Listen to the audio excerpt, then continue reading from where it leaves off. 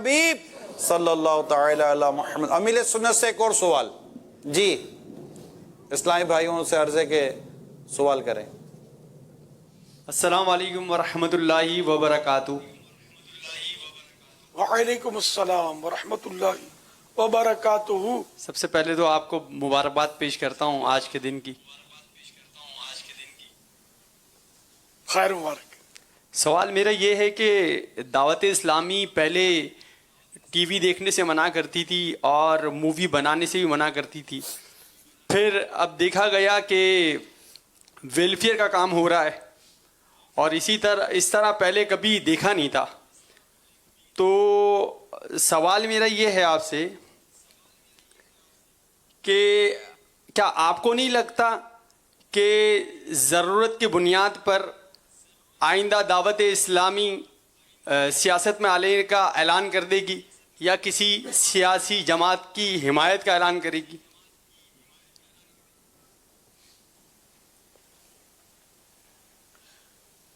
ماشاء اللہ. پہلے T V اور مووی کا واقع میرا ذہن نہیں تھا.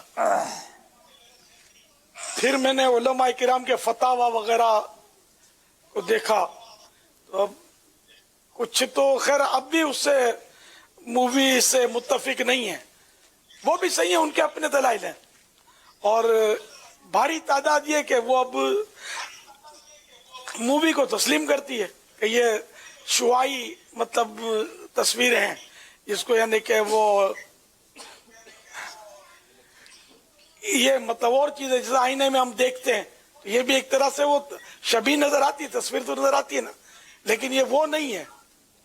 تو ڈیجیٹل فوٹو اور کیمرے کا فوٹو جس کی جیسے پرنٹ ہوتی ہے اس میں فرق ہے. ہم نے مطلب جو علماء کرام اس کو جائز کہتے ہیں ہم نے ان کے فتوے کو فالو کیا. مدنی چینل کے ذریعے جو کچھ ہو رہا آپ کے سامنے کہ بے شمار مطلب یعنی کہ لوگ قریب آئے دین کے, نمازی بنے, کئی ایسے بھی ہیں واقعات کے مدنی بہار ہیں کہ مدنی چینل دیکھ کر غیر مسلم مسلمان ہوئے الحمدللہ. تو یہ تو چلو ایک صورت بنی ہماری کہ پہلے نہیں تھے مدنی, وہ نہیں مانتے تھے, اب ہم نے مان لیا, اس میں کوئی حرج نہیں ہے. پیارے آقا صلی اللہ تعالی علیہ وآلہ وسلم فرماتے ہیں کہ پہلے میں تمہیں قبروں کی زیارت سے منع کرتا تھا, پھر آپ نے اجازت دی کہ اب میں کہتا ہوں کہ زیارت کرو, کہ قبروں کی زیارت دلوں کو نرم کرتی ہے, آنکھوں میں آنسو لاتی ہے.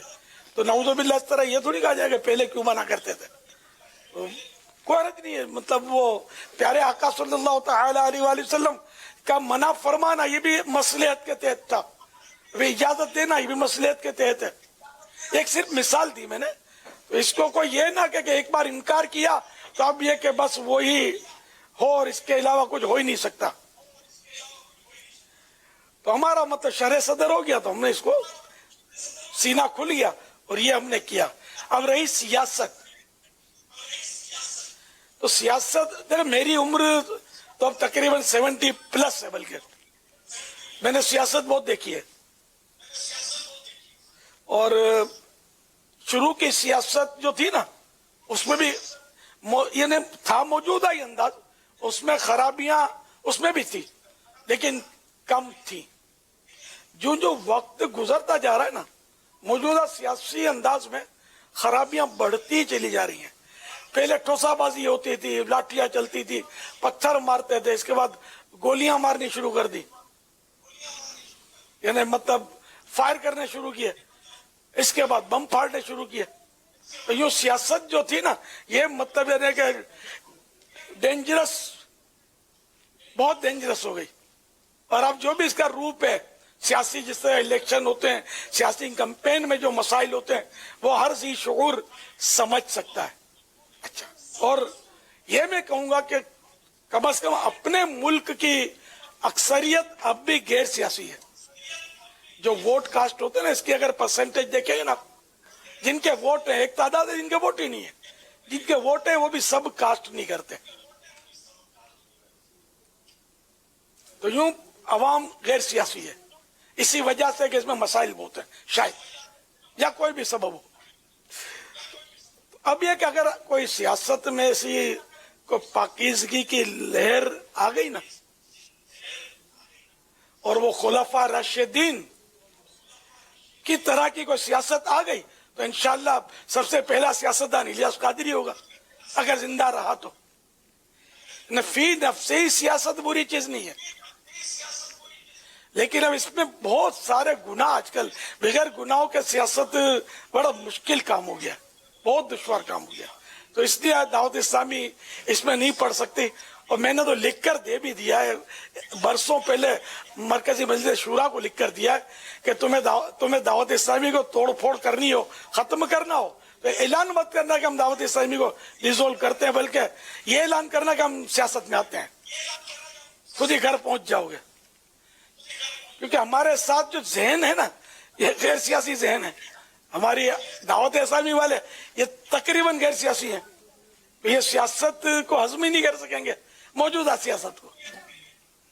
تو یوں امکان کم ہے کہ بظاہر میرے جیتے جی کوئی اچھی سیاست کی کوئی فضا قائم ہو۔ اچھی سیاست آئے گی سیدنا امام مہدی کے دور میں، کہ وہ بھی خلیفہ راشد ہیں، لیکن اس وقت تک تو جتنے بھی مجھے اس وقت سن رہے ہیں شاید کوئی بھی زندہ نہیں ہوگا۔ تو اس لیے ایک پالیسی ہے کہ دعوت اسلامی کبھی بھی سیاست میں نہیں آئے گی، یہ پالیسی ہے۔ اور یہ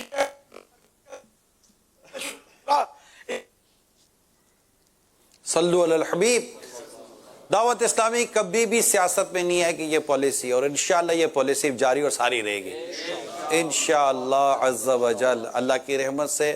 اور ہم نے دیکھا ابھی پچھلے دنوں ایک شخصیت سے ہماری ملاقات ہوئی تھی، عبدالحبیب بھائی بھی ساتھ تھے، تو انہوں نے وہ بھی بڑے مطلب ان کی بھی ایک عمر گزری ہے اور عالم بھی ہیں، انہوں نے ایک بات کہی تھی، ہم کچھ بیٹھے ہوئے تھے، کہا کہ آپ کے جو بڑے ہیں نا حضرت امیر اہل سنت، یہ جس طرح دعوت اسلامی لے کر چلے نا، اور جو آپ کو اصول و طریقہ کار دیا ہے، تو اپنے بارے میں کہتے بولا میں نے بہت دیکھا ہے، اور کئی تنظیمیں، کئی ادارے، کئی لوگوں کو میں نے دیکھا ہے، مگر وہ کبھی کچھ ہوتا رہا، اور آپ جو یہ جو بڑھ رہے ہیں نا اللہ کی فضل سے، یہ آپ کے حضرت کے دیے ہوئے طریقہ کار کی ایک اس کا بہت بڑا یہ حصہ ہے، اس کی ایک وجہ ہے، لہذا آپ کبھی بھی اپنے حضرت کے بتائے ہوئے طریقہ کار کو چھوڑنا مت، اور یہ یوں کر جو جیسے احتجاج، ریلی، سیاست، یہ تمام تر چیزوں سے شروع سے امیر سنت نے روکا بھی ہوا ہے، منع بھی کیا، اور اس کے نقصانات، پھر اس کے شرعی مسائل، شرعی احکام بھی آپ نے